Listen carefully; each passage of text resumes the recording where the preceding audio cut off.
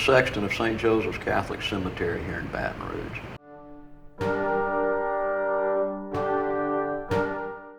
Locate as many of our lost graves as possible. Through the years, a lot of the grave markers have fallen, and the grass has grown over them, or because of the weight they have sunk in the ground. And so part of my job is to locate those, bring them back up to the surface so they're visible, and take care of what we've got there, try to maintain it.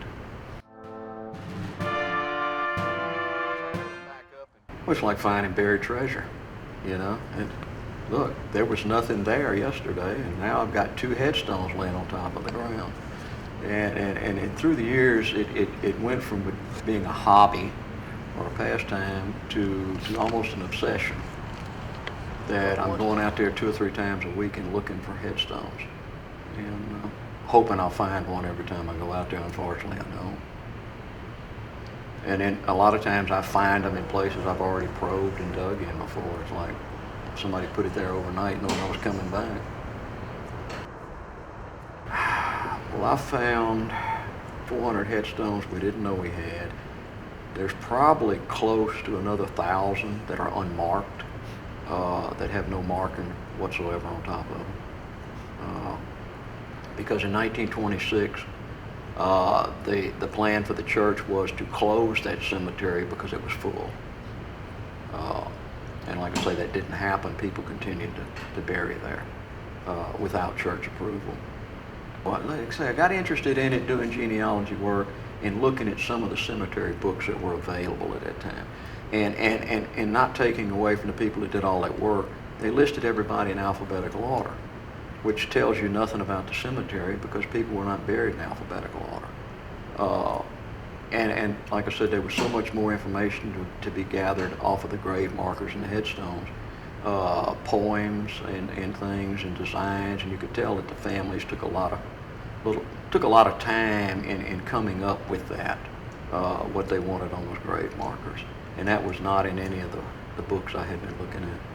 So it started out as family research, and it developed into cemetery research.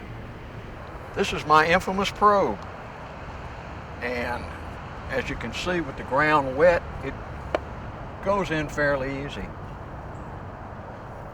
If you come out here when it's dry and it hasn't rained, it's like trying to put this thing through a piece of concrete. And you just walk along on a bare spot, start probing till you hit something solid. And depending on the angle that you hit it at, a lot of times you can tell the difference between brick or concrete and marble. It has a distinctive sound to it. And once I've done that, then the probe goes to the side and I bring the shovel out.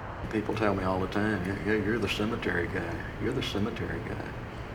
And I said, yeah, and I said, I got news for you. I'm also the chairman of the board of trustees for Historic Magnolia Cemetery.